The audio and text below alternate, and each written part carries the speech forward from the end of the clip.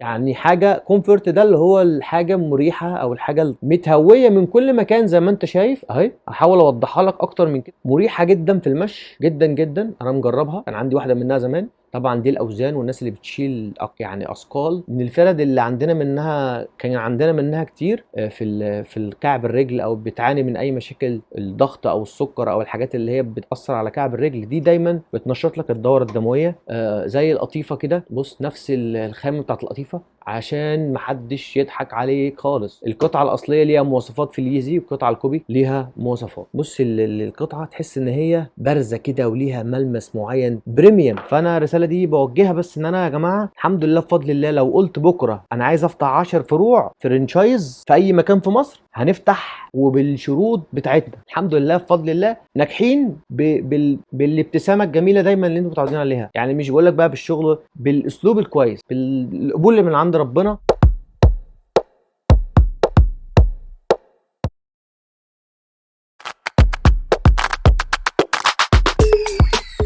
السلام عليكم، مساء الفل يا جماعه، عاملين ايه؟ يا رب الناس كلها تكون بصحه وسلامه والف خير. طبعا انا كنت قايل هنعمل جايزه وهنكسب 2 تيشرتين. انا بس مش معايا الموبايل، هنزلها لكم في ستوري صغير على الانستجرام. هنعمل فيديو صغير كده مدته مثلا دقيقتين، هنكسب الشخصين وهننزله على الانستجرام. فتابعونا على الانستجرام. يمكن انا عشان بس مش معايا تليفون تاني خالص، فمعايا بس الموبايل اللي انا بصور منه. فتابعوا على الانستجرام ان شاء الله. بعد الفيديو ده ما ينزل على طول هتلاقوا على الانستجرام في فيديو ريلز وستوري، كل مكان هنقول للناس اللي كسبناها كذا وكذا وكذا وكذا ان شاء الله. وتابعونا ان شاء الله، الحاجات تعجبكم. هوريكم شويه حاجات جامده جدا جدا. طبعا الحاجات دي موجوده في فرع اركيديا. احنا طبعا عندنا مفروض ان احنا كان عندنا 3 فروع. احنا حاليا لاسباب فنيه احنا شغالين في فرع امبابه وفرع اركيديا فقط. او انا كاسلام، انا حاجاتي او شغلي فرع امبابه وفرع اركيديا حاليا فقط. ان شاء الله باذن الله هنحاول نحاول نعمل ابديت كل وقت، هنفتح فرع فيه جديد ان شاء الله هنقول لكم عليه باذن الله. فطبعا الفرعين الاساسيين اللي موجودين معانا دلوقتي في الوقت اللي انا بكلمكم في الفيديو ده فرع امبابه وفرع اركيديا. الحاجات دي موجوده في فرع اركيديا. اللي عاوز اي حاجه هيسالنا على الرقم اللي بنحطه هنا ده، والرقم التاني بتاع امبابه، مفيش رقم تاني يخصنا نهائي. وده الفيديو اللي هنوريه لكم ان شاء الله. هنبدا من اول الحاجات الحريمي عشان مطلوبه وبتتسال عليها كتير. ده يا جماعه مقاس 42 مقاس 38 حته كده سواريه محترمه جدا زي ما انت شايف كده. بص التفاصيل على التشوز حاجه يعني حاجه عالميه جدا. الاسعار بتاعت الحاجات دي عشان برضو نبقى بنقول واحنا بنتكلم، الاسعار من اول 550 جنيه لحد حاجات معينه ب 1200 جنيه وهنذكرها لو جت. دي انا فيلد طبعا، دي ميدن ان برتغال، جيرماني كمان، ميدن ان جيرماني، يعني دي مصنوعه في المانيا. قطعه بص تحس ان هي ذهب، فاهم؟ بص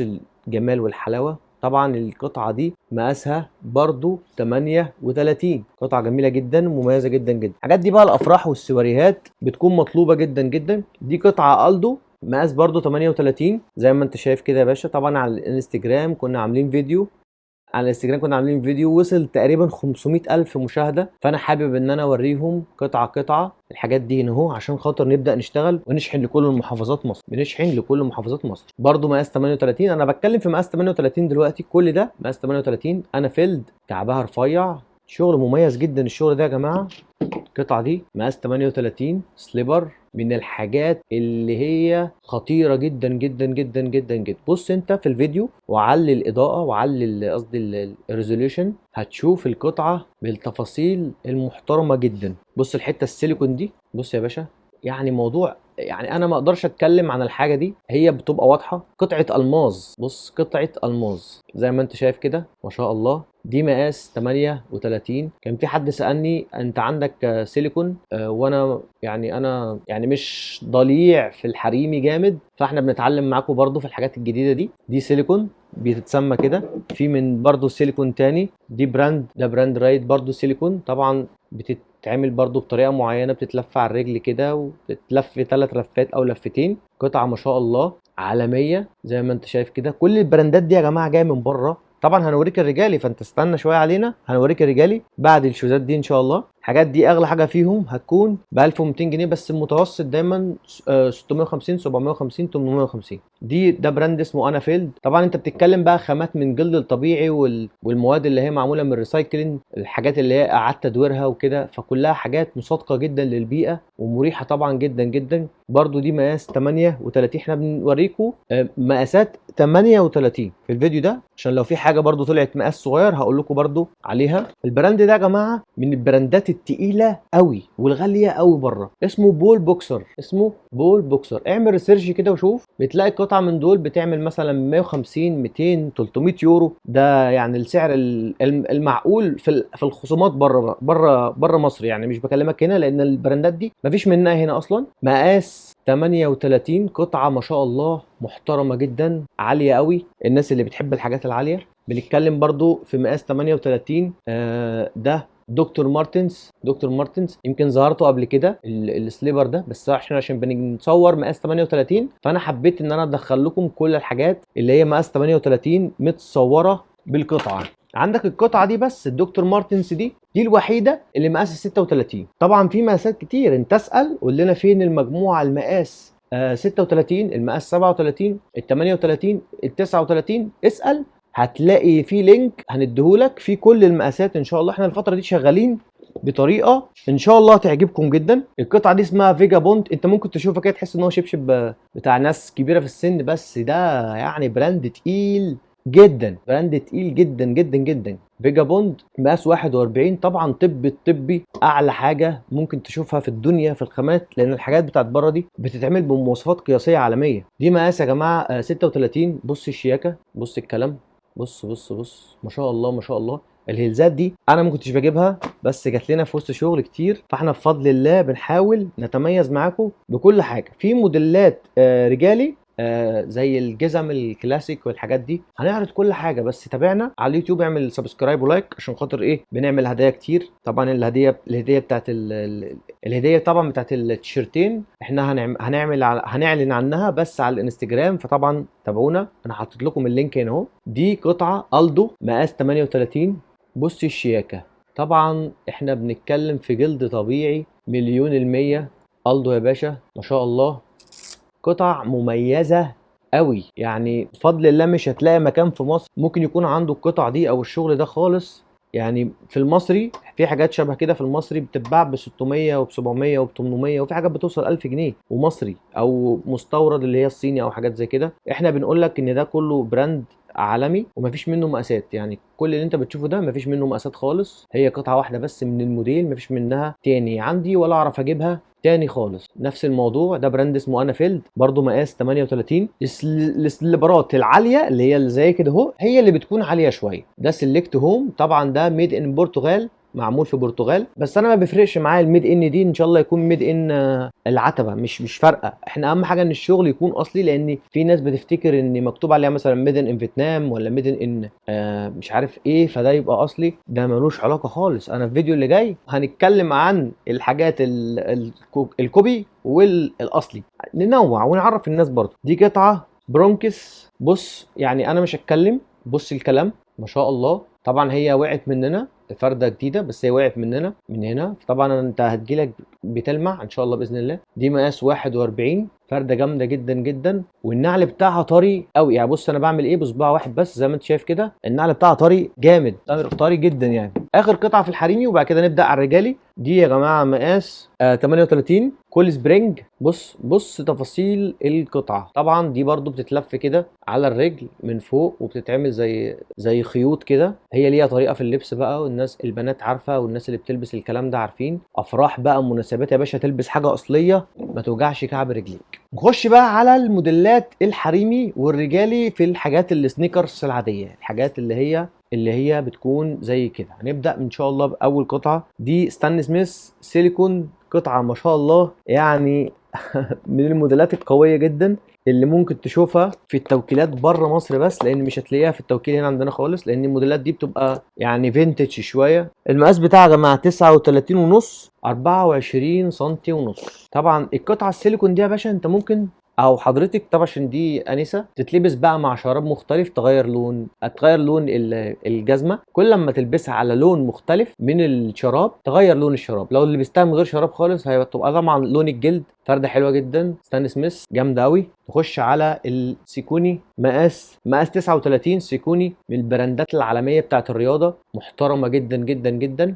فرده رايقه قوي قوي زي ما انت شايف كده. طبعا احنا هنا رجالي وحريمي، فاحنا ايه حطينا كام قطعه كده حريمي برضو ايه نوريها لكم، وكم والباقي بقى رجالي ان شاء الله. دي مقاس 44 سلمون 44، طول القدم 28، بتعمل نعول محترمه جدا ما شاء الله. طبعا هي من هنا برضو في حاجات بتقع مننا في الشحن بتتبهدل شويه، بس الجزمه هتجيلك بتلمع ان شاء الله. دي اوزويجو مقاس 42 ونص. الاوزويجو دي يا جماعه بيلبسها بطل العالم بيج رامي. بطل العالم بيج رامي بيلبس الاوزويجو دي، لان هي جزمه قويه ومريحه ومتينه وبتستحمل اوزان كبيره قوي قوي قوي. عندك الاديداس دي من الموديلات الجميله قوي، كلاسيكيه، 42 27 سم طول القدم. الكلاسيك اللي هي في منها علم بريطانيا والديزاين ده دايما بتكون مطلوبه جدا. دي سيكوني مقاس 42، طول القدم مش موجود، بس تعتبر طول القدم بتاعها 27 سم. طبعا الجزمه دي فور موفيت. الجزمه دي زي ما انت شايف كده كلها جلد في جلد، جلد طبيعي. بص جلد محترم جدا. الجلد الطري ده اللي هو بيبقى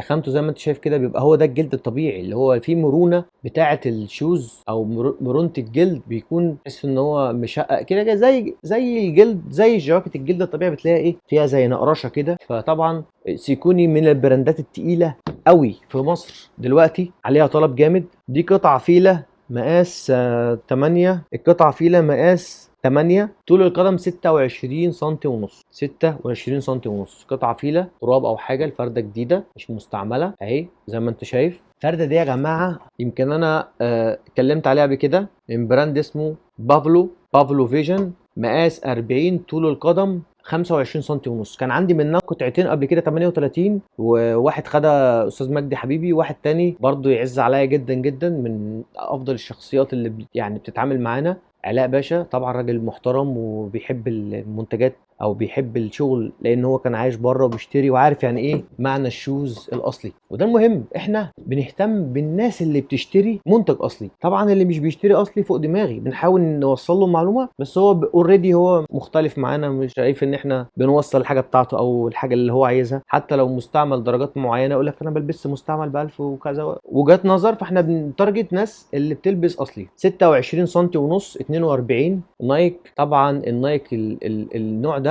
من الموديلات الحلوه جدا بتاعه الراننج. بره بتلاقيه يعني ب 50 60 70 80 دولار حسب الخصومات. فضل الله اسعارنا مختلفه جدا. كاتر بيلر مقاس 40، في ناس كتيره قوي بتشتكي ان مقاس 40 قليل. عندك حق، احنا فرزنا المخزن كله ان شاء الله. ان شاء الله هتلاقي القطعه اللي بتدور عليها مجرد ما ينزل الفيديو. قول انا عايز مقاس كذا، ان شاء الله ان شاء الله نكون خلصنا فرز ده. قول بس انا عايز مقاس كذا، هتلاقي صور قبل الفيديوهات ان شاء الله باذن الله. دي قطعه من القطع الرايقه جدا ما شاء الله زي ما انت شايف كده. القطعه دي يا جماعه من تحت هي دي اسمها انافيلد. كل اللي انت شايفه ده كده اهو ده كعب مش منظر، يعني القطعه كعبها عالي من هنا، معموله برده من ريسايكلينج المواد برده اللي هي قعدت تصدرها او قعدت تصنيعها من الاول عشان خاطر البيئه والكلام ده. فرده محترمه حالتها جديده، مش ولا سوبر ولا اي حاجه. انا برده ما وضحتش في الفيديو، في حاجات سوبر قليله مش كتيره، وفي حاجات جديده كتير ان شاء الله. دي مقاس 42، دي مقاس 41، طول القدم 26 سم، موديل 22. الموديل ده يا جماعه بيتعمل منه كتير وعلى طول ومستمر دايما دايما دايما. ده طبعا كلاود فوم كومفورت، يعني حاجه كومفورت ده اللي هو الحاجه مريحه او الحاجه اللي هي ايه بتريحك قوي، يعني اللي هو انت بتحس براحه بنت لذينه. ده مكتوب على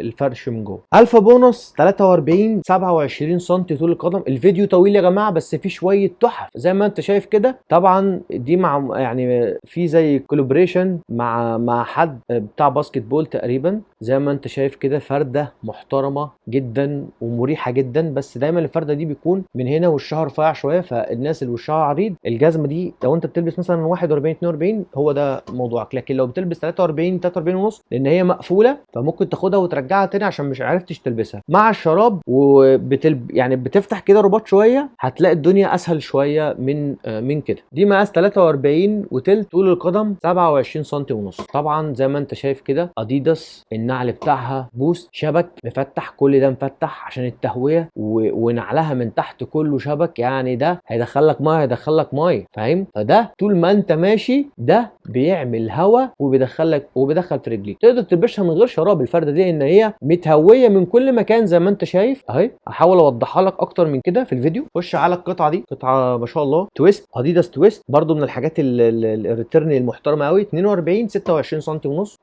فردة عالمية. النعل بتاعها هوريك، بص حاجة كده يعني جاية من كوكب تاني. بص النعل ما شاء الله، فردة قوية جدا، دي سوبر مش جديدة. الحتة دي مقاس 46 30 سم، برضو نفس الكلام سوبر مش جديدة. الفرش بتاعها او الدنك بتاعها ده، الدنك ده يا جماعة بصوا عامل زي القطن من هنا، يعني في سماكة وطري جدا جدا. القطعة دي سوبر زي ما انت شايف كده، من الموديلات اللي انا بجيبها طول عمري، مريحه جدا في المشي جدا جدا. انا مجربها، كان عندي واحده منها زمان، فرده محترمه جدا، بس موديلها برضو قديم شويه عشان تبقى برضو يعني على العلم موديلها قديم. كورس فيت تقريبا دي مقاسها 45 29 سم ونص، 45 29 سم ونص. كروس فيت زي ما انت شايف كده يا باشا، ما شاء الله.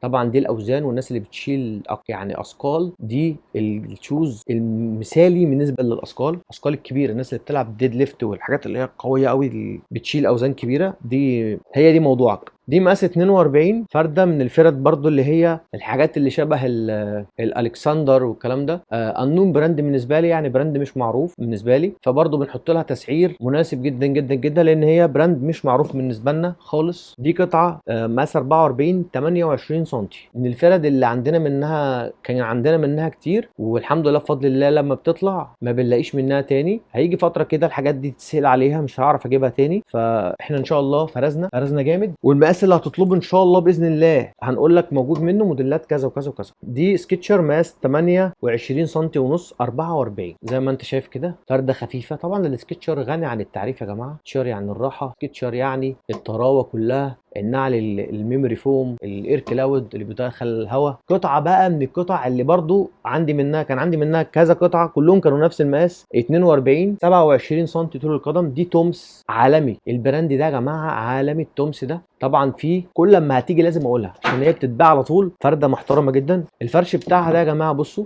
مليان تهويه، زائد الحاجات دي الحبيبات دي بتنشط الدوره الدمويه في الرجل دايما. الناس اللي عندها مشاكل في الكعب الرجل، او بتعاني من اي مشاكل الضغط او السكر او الحاجات اللي هي بتاثر على كعب الرجل، دي دايما بتنشط لك الدوره الدمويه. فرده طبيه ومريحه ومعروفه بالنسبه للناس اللي بتلبس اصلي من زمان. وبالنسبه بقى للحاجات القديمه بتاعت زمان، الحاجات التحف دي، ليفايس يا جماعه محترمه قوي قوي قوي. مقاس 42 27 سم. دي جديده يا جماعه، مش يوزد، دي جديده. بس الحاجات دي برضو ايه البسيطه اللي زي كده دي بنعملها، انا ممكن اعملها لك بايدي كده تطلع، بس احنا عندنا في المخزن لو حاجه وقعت على الارض او زبون مسك حاجه بايده ممكن يبهدلها شويه، فاحنا بنقول لك دي زي القطيفه كده. بص نفس الخامه بتاعت القطيفه بس مش شتويه، يعني هي قطيفه بس مش شتويه، عالميه القطعه دي.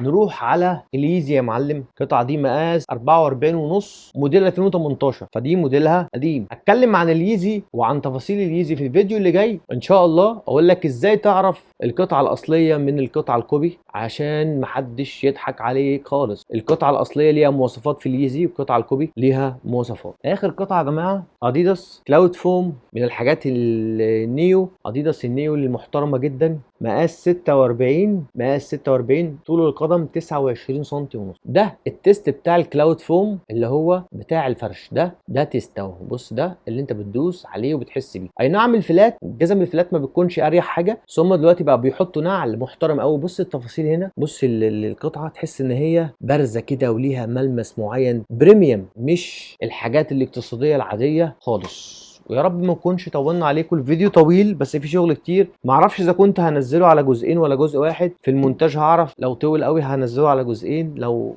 مساحته كويسه هنزله على جزء واحد. مشكورين جدا. وبفكركم ان احنا عندنا دلوقتي فرعين، فرع امبابه، فرع اركاديا. ليه؟ لاسباب كتير قوي مش قادر اتكلم عليها، مش عايز اتكلم عليها. انا ماليش غير فرعين هم اللي انا امتلكهم، ما امتلكش اي حاجه تاني. مشكورين جدا ومش حابب اخش في اي تفاصيل. الناس اللي من فرع، الناس اللي من اسكندريه، الناس بس اللي من اي محافظه في مصر. احنا طول عمرنا بنشحن، حبينا نيجي عندكم عشان نضيف بس دايما الحاجات اللي فيها اختلافات في وجهات النظر لما بتتراكم بتبقى صعبه، وانا ما بحبش اشتغل في بيئه صعبه او في منظومه صعبه او في منظومه فيها شكوك او فيها حاجات، او انا وحش وانت حلو او انت حلو وانا وحش. فانا اتمنى اكون يعني خفيف لذيذ عليكم او ضيف خفيف لذيذ كده. واحنا طبعا انتوا تعرفونا احنا هنصور من بره مصر في الفيديوهات الجايه من بره مصر ان شاء الله بفضل الله. احنا مش محتاجين ان احنا نشارك حد جديد، بس بفضل الله بفضل الله الفتره الجايه تركيز جدا جدا جدا. اللي جاي التجار بالاخص، تتابع التجار، تابعونا كويس عشان في شغل هيكون بره مصر هنشحنه التجار بتاعت مصر، عشان احنا يعني بنحاول نجتهد والشمس للجميع. اللي عنده اي شغل يشتغله واللي عنده محلات يشتغل. انا اسمي او اسم يو اس سي ستور موجود في امبابه وفي اركيديا، ويا رب ما يكونش حد زعل من الكلام ده. احنا بنشحن لكل محافظات مصر. في ناس ممكن تزعل ان احنا مشينا او انا مش هبقى موجود في فرع اسكندريه، بس انا بقول لك لاسباب كتير قوي مش قادر اتكلم عنها. الشراكه ليها انواع، وانا راجل بحب ابقى رايق، فانا ما كنتش رايق. فالفلوس مش كل حاجه، والحمد لله بفضل الله احنا بحر معلومات وبحر شغل، والقبول بتاع ربنا بكنز الدنيا كله مش بالفلوس. رسائل يعني مش هقدر اقولها، اللي قادر يفهمها يفهمها، وممكن تبقى رسائل موجهه. الحمد لله بفضل الله احنا شبعانين جدا، مش محتاجين نشارك حد خالص خالص. او ممكن الكلام ده اقطعه عشان ما حدش يزعل، بس لو سبت الرساله دي فانا الرساله دي بوجهها بس ان انا يا جماعه الحمد لله بفضل الله لو قلت بكره انا عايز افتح 10 فروع فرنشايز في اي مكان في مصر هنفتح، وبالشروط بتاعتنا الحمد لله بفضل الله ناجحين بالابتسامه الجميله دايما اللي انتم متعودين عليها. يعني مش بقول لك بقى بالشغل، بالاسلوب الكويس، بالقبول اللي من عند ربنا اللي كل الناس بتقول عليه. الحمد لله القبول ده من عند ربنا. معانا فلوس معناش فلوس هننجح، هنطلع بره وهنشقى وهنتعب وهنكمل من جديد، وهنخرج وناس هتخرج وناس هتخش وناس هتخرج وناس هتخش. في النهايه احنا مكملين معاكم، يعني خليكم متابعينا حتى لو حصل اي حاجه، اي فرع في الدنيا يقفل احنا مكملين وهنفضل نشحن لكم شغل من كل العالم. سلام عليكم.